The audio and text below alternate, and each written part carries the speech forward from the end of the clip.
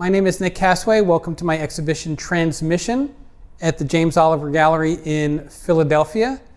This exhibition is the result of 4 years worth of work experimenting with different surfaces, with different materials, with pattern and surface design, and thinking a lot about meaning and representation in my artwork. First off, the title Transmission comes from my manifesto about how art should be made and how art should be looked at. I believe very strongly that art, in order for it to be great, and I know that's kind of a very subjective term, but for art to be great, it must really achieve 3 things. First, it has to be well crafted, either in the technique or the thought, or a combination of the two. The artist really must understand their materials and whatever it is that they're working with. They need to be a master of that. Second, the work needs to represent something. It needs to mean something. Even if it's a portrait of someone, that representation is really that person. Or even if it's an abstract piece, there's a certain representation of what these forms or shapes look or meant to represent.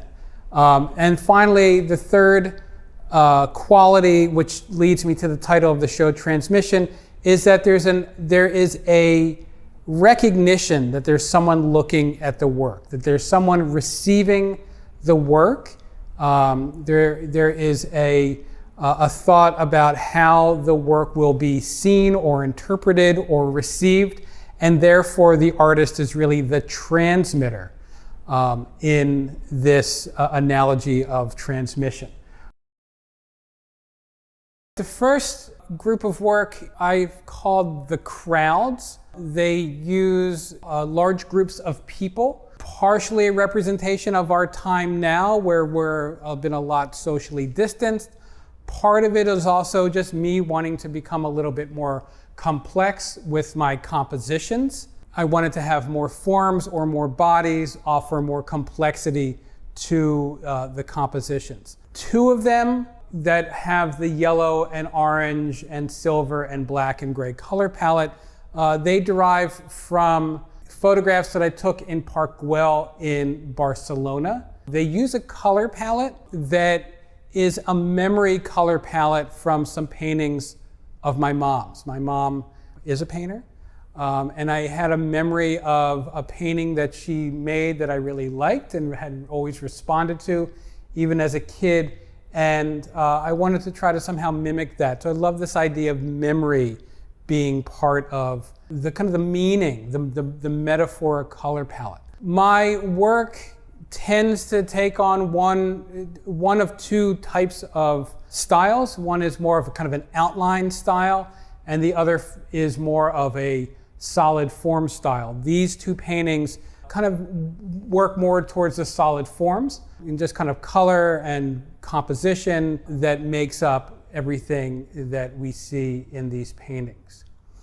The other 3 paintings that are part of the crowds utilize a number of different surfaces. Surfaces in terms of paint and additives to the paint, and also surface quality.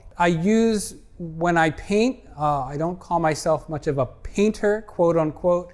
These days I don't paint with a brush, but I paint with a paint gun. And I use computer cut stencils in order to get fine lines. I like to say that my work is manufactured. So there is a very machine quality to it, although they are all hand drawn in a process that I have developed over the years. What makes these paintings really interesting for a number of reasons is the additives that I've added to the paint. I found a company that creates pigments that you add to paint for painting cars or really for anything. So I've added gold pigment, and I've also added silver pigment, and the piece called Skywatchers is actually a shade shifting pigment. So it goes from blue to purple as you move across the painting. And so that adds a little bit of a novelty to it. And I do recognize that it's a novelty, that it's something like, hey, look at this is really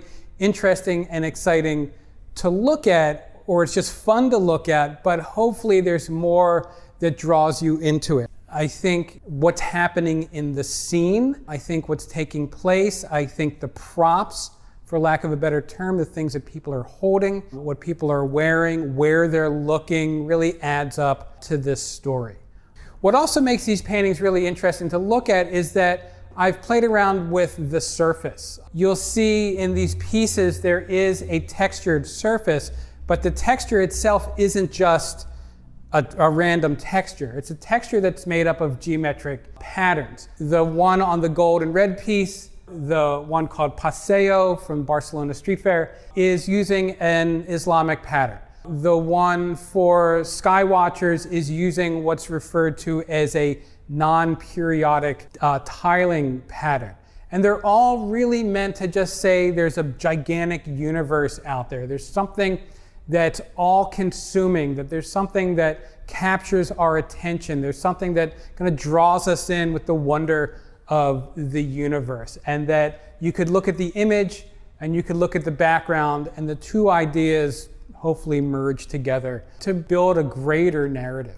The painting of the eclipse, again, uses that surface in the background, which is made by using computer cut stencils. That's applied first and painted a number of times in order to build up that surface, kind of leaving a very slight reveal on the surface, and then other paint is applied on top of that, and that texture perpetuates throughout the whole painting. So it's always there. So for me, that's a really interesting metaphor for just the surface, that these things perpetuate, that history is always present. And in fact, that's been a theme of my artwork for a very long time.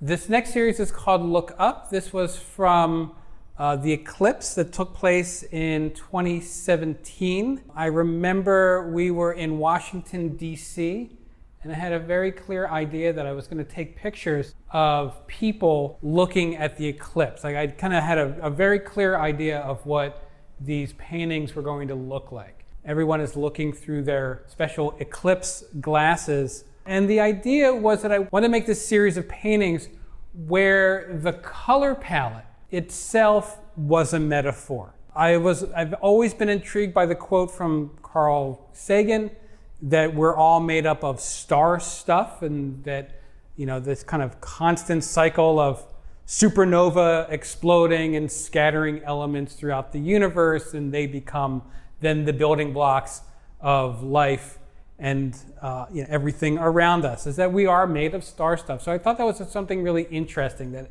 everyone's looking at something up in the cosmos, and at the same time, the paintings themselves are made up of things from the cosmos. So the color palette, again, is meant to represent some of these elements that are out in the universe.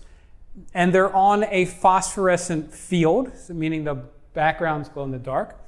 But not only phosphorus being one of the elements, but iron and carbon and calcium and aluminum. When the lights are turned off, these paintings then take on a secondary form. Because the backgrounds are phosphorescent, it means now that the forms become silhouetted and the backgrounds illuminate. So it just takes on a secondary form within one painting. Again, a little bit of a novelty thrown in there, but at the same time, that's just a way to draw you in and hopefully begin to appreciate some of the greater meaning within these paintings.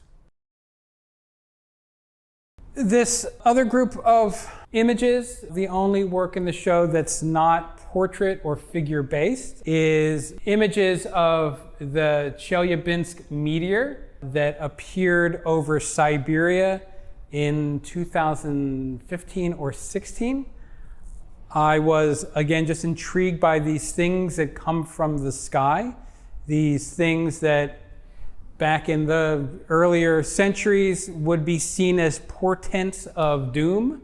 Perhaps they are, but these have just been captured on people's dash cams. So I wanted to make a series of images of this meteor using a really limited color palette of just grays and gold, and making landscape paintings, which is something that typically doesn't happen with my work.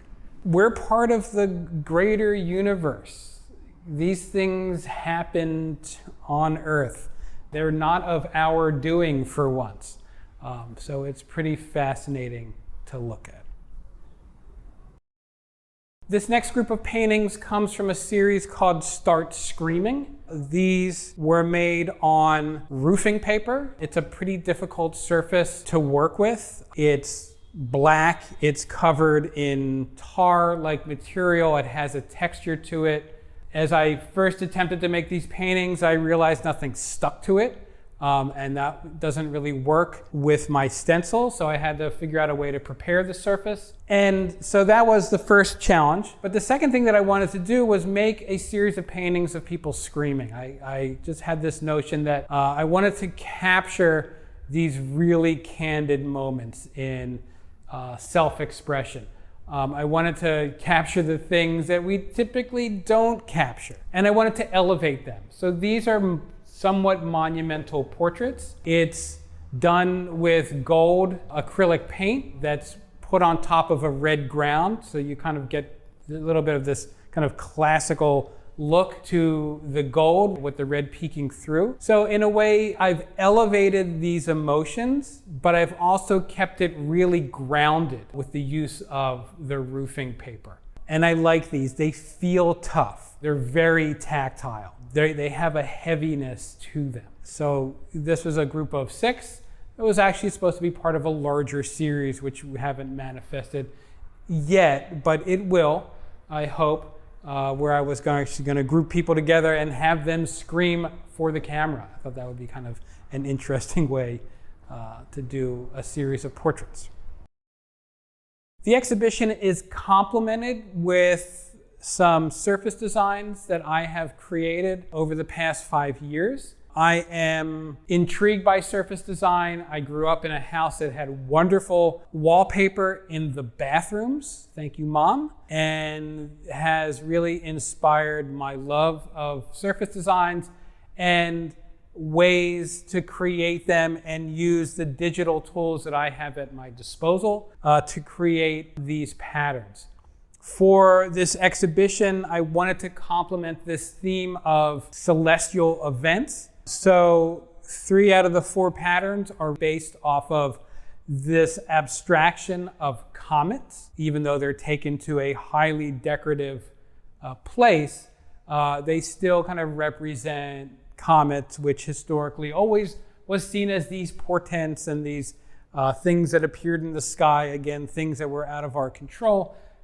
Things that came from other places. This one, which is called Aboriginal Comet, is a complete abstraction of the way comets were drawn by Aboriginal Australians and created in Adobe Illustrator and set into Repeat. This one is a very synthesized comet form.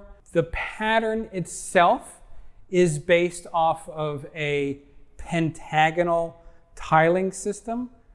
Through my investigation of surface designs, I've gone down many rabbit holes in terms of tessellations, or ways that you can fill whole planes with repeated shapes. The other one, the yellow and black one, is called Oort Cloud, also based on one of these pentagonal tiling systems. The Oort Cloud is the place in our solar system where comets are born. And then this other one is really just meant to be representation of molecules, of light molecules. And there's a transition from left to right in the brightness of the surface. Thanks for viewing. Please, if you have any inquiries, please feel free to reach out to me. I'm happy to answer any questions that you might have. Thanks for watching.